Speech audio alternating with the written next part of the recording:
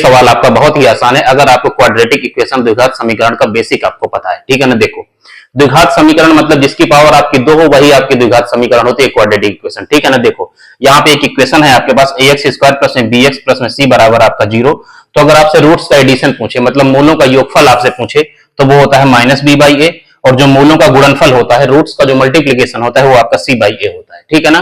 तो देखो इस सवाल में आपसे मूलों का योगफल आपसे पूछा है, ठीक है ना। तो देखो पहले यहाँ पे क्या है, देखो a की वैल्यू आपके पास कितनी है, आपकी 3 है, b की वैल्यू कितनी है आपके पास -4 है, और c की वैल्यू कितनी है आपके पास 7, ठीक है ना।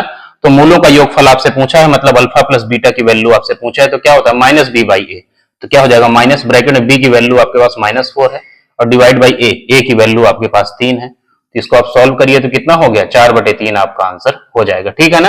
अब देखो अगर आपसे मूलों का गुणनफल आपसे पूछता तो क्या होता आपका c/a, c की वैल्यू कितनी है आपके पास 7 और a की वैल्यू कितनी है आपके पास 3, ठीक है ना। तो अगर आपको ये सब पता है तो ये सवाल, इन सब सवालों के लिए फिर आपको पेन भी नहीं उठाना पड़ेगा, ठीक है।